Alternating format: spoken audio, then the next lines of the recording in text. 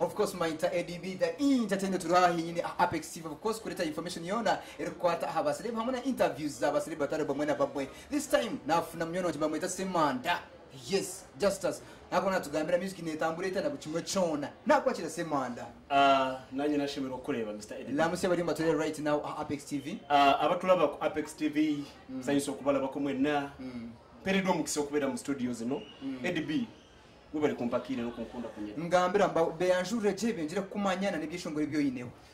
Amazina ninkozesa Semanda Justus kandi kuganje ebyeshongoro nyamwingi munonga. Nkabihana biha. Nasoko luyimba baluyita leka musinze. Nenziza kulimba baluyita wali okusaba, nenziza kebibala, nenziza kotogwa mumanyi, nenziza kozinga ekitanda kyogende. Message no jiji yankahi kwandika ebyeshongore ebyo. Message eyo ejja okusinzira mu mbeera gye mpisemu. Okay. Sometimes ndi musajja anyumirwa nnyo okusoma Bible. So Bible empwera kutunga messages ezimwe zinakuwasa kuhereza abantu. No yihandikira music ni ngamba kwandikira. Music ninyihandikira konkati nkwemalirira. Okay. Because nimpandika ekyeshongoro nakisiwa producer wanje agira ngo ahinduramu ahaterezamu ngira huna bandi babasa kunyamba kurebeka ngo music yanje yaba nungi okurenga no kunaningi respect. So fine 2019 tambuyireta aside yawo. 2019 tebadde na buzibu. Ebadde bulungi wadde mbadde mu kone struggle sente zitukanize kwata no sanga ngo inache wetago ina message ojibulia munda mugwe nenga ka center akafulumya message eyo ngatekaliwo. Hamwe bishongoro bise byonna ebyokoze mu 2019.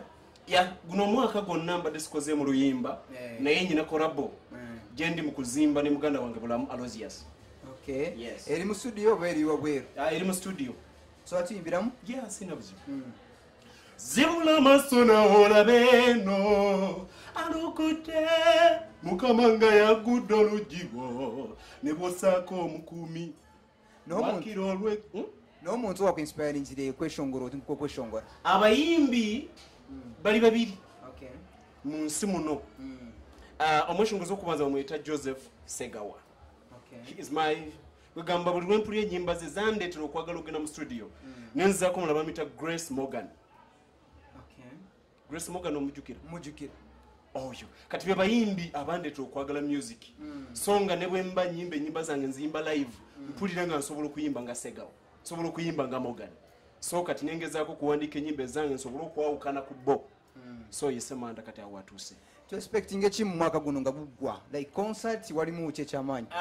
Semanda yatisitisi concert terabikangana ko munsi muno. Bajita zinga ekitanda kyogende ngenaku z'omwezi 13 omwezi ogwe-10 eri wano wakati mu kibuga Mbalala. Soko tuyimbire mwaka kayimba zinga ekitanda kyogende. Omwaka guno mukama gamba zinga ekitanda kyogende. Emyaka 38 musajja yalemera ku kiyanja. Amazzi begesera abo bwangu bamusooka mu ne bawona ko Yesu oyagala okuwona. So nice mbamweta Semanda Justus of course alikutugambira bimwe abigambe kumkwata. Mwena concert aho.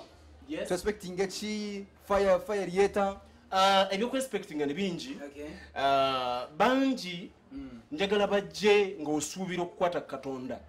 Because sometimes muffe tuli baweereza. Okay. Tuli baweereza sagala kusuubiza ku entertaininga, sagala kujja kusanyusa busanyusa kujja bikiriza. No, njagala message Mukama gyatadde ku mutima gwange. Njisumulule ku lunaku olwo kubanga Mukama mpadde kisa mperekeddwa akabayimbi abajudde omwoyo mutukuvu. So si bayimbi abagenda ku entertaininga kusanyusa busanyusa. Njagala ogenda kujja ng'olina ekizibu, endwadde egenda kuwona, bwe babwavu bugenda kugenda, buli mbeere yagaana ku lunaku olwo. Mukama tatandika mulimo gwatagenda kumaliriza. Okay. Right now nkomeshongozo omuto dina kutandika ningo tandishire music akwegeho ki? Bingi byalina okunjigako kubanga Semanda natandika si byangu. Era bwotuukirira producer wange Lauben T ayinza okubuulira. So that ntateeka ng'oluyimba mu studio nolumalamu emyezi 4 5 nga kizibu sente. Okay. Ng'awulira ayagala okunkolera naye nga nzija n'ebiri sente nzigattagatta teziwera. Tutegera bulungi. So that njagala omuyimbi alaba ng'oyagala ekintu ekirungi teekamu obugumiikiriza. So that nti kolako omukwano ne ba producers. Munnyonnyola obuzibu bw'otojjanga weesoma ky'otali.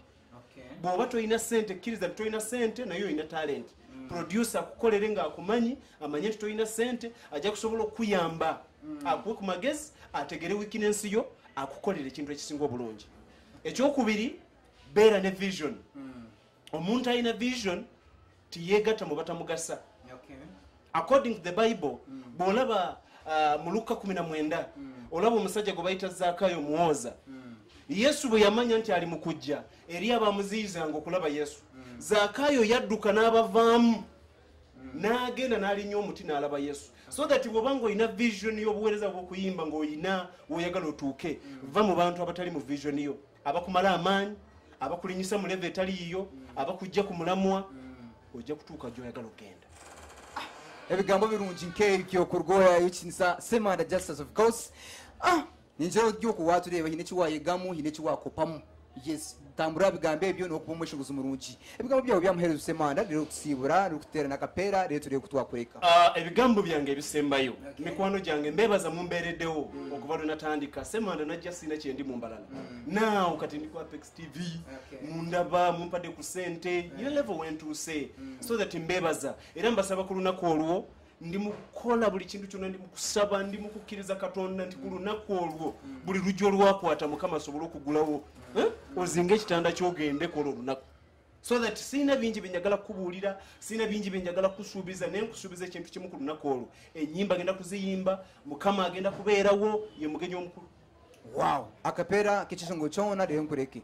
Waliwo omuti ogwasimbibwa buli agulaba ku kkuba gwegomba omuti ogwo gwanyirira gwajimuka n'endala nyingi. Thank you so much Maita ADB the entertainer na nchiri njire na Semanda Justice of course arikutugambira nibihebu kumukwataho na buli kimwe kyona. Following mu Twitter ya Burijo, Facebook, Twitter, YouTube, Instagram ekigamba na Apex TV UG hamwe na ADB the entertainer utakaje kuwakwataho.